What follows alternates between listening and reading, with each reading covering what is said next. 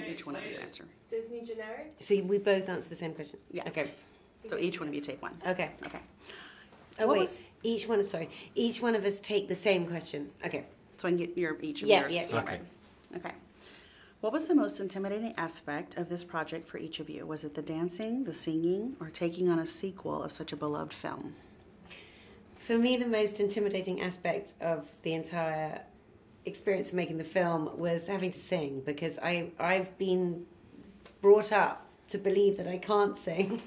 And in fact, they created a group for me at school. Me and my best friend were so bad at singing that they made a special group. There was the Robins and the Larks, and then they made the Crows for us to be in. And it really, really sort of marked me for life.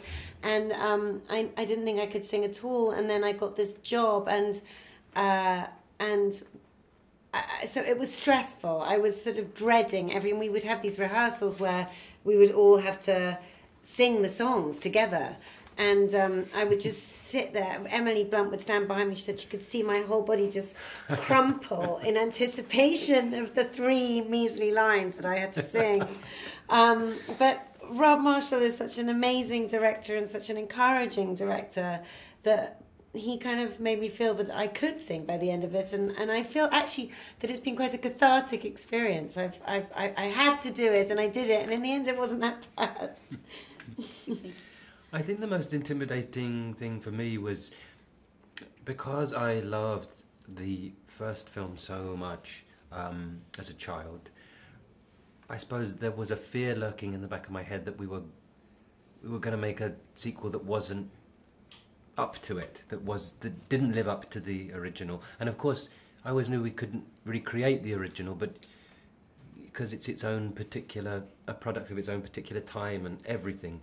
But so I was fearful because I loved that film so much, and I didn't want to be involved in something that would ruin my memory. But I feel so lucky now that we've finished and we can see it, and that we've made something I feel proud of, and I think a lot of that is down to Rob Marshall, who is just a wonderful man and artist.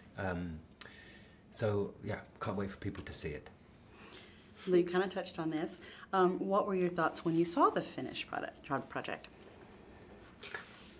I thought it was, when I finally saw the film, I thought it's a sort of hymn to life and to the power of imagination. It felt very pure and very joyous, and I thought this is something actually that people really do kind of need at this point. I think when I first saw the film, I felt just overwhelmed by a feeling of I was just amazed. It's amazing to be in something. I've spent my life really just doing mainly kind of independent movies, and with those films, you're lucky if your mother and your agent see it, basically, and to be in something this enormous that has succeeded in being this beautiful and kind of happy making.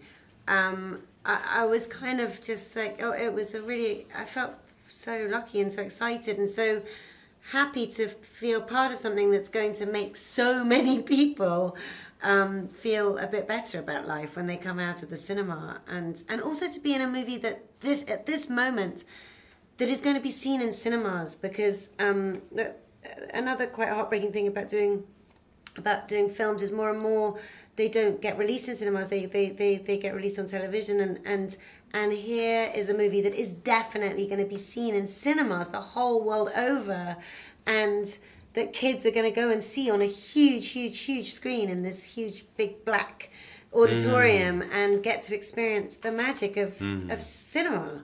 And to be part of that feels really thrilling too. Okay. What kind of message do you think this movie brings at this time? I think the message of Mary Poppins Returns is one of Actually, I'm just going to steal your answer. Go on. Because it was so good. But you put it so beautifully.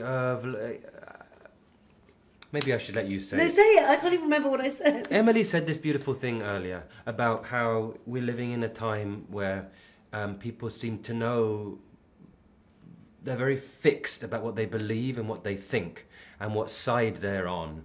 And there's something about Mary Poppins that overturns or upturns or makes you re-examine what you think, what you believe, and to see an alternative, a happier alternative.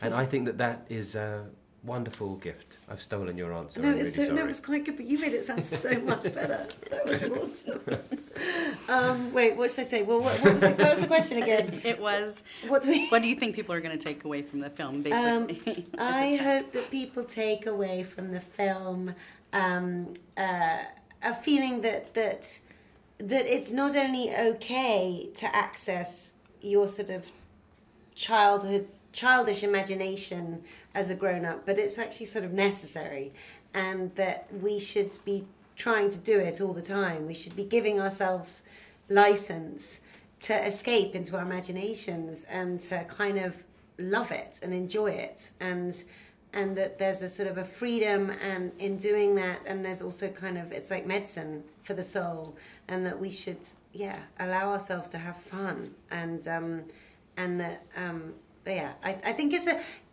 a film. The message of the film is as much for grown-up viewers as it is for children, because really she's revisiting the grown-up children of the first movie, and so this feels like I think it's kind of there's sort of therapy for adults in this movie, as much as there is for kids. Oh, that's great. Thank you.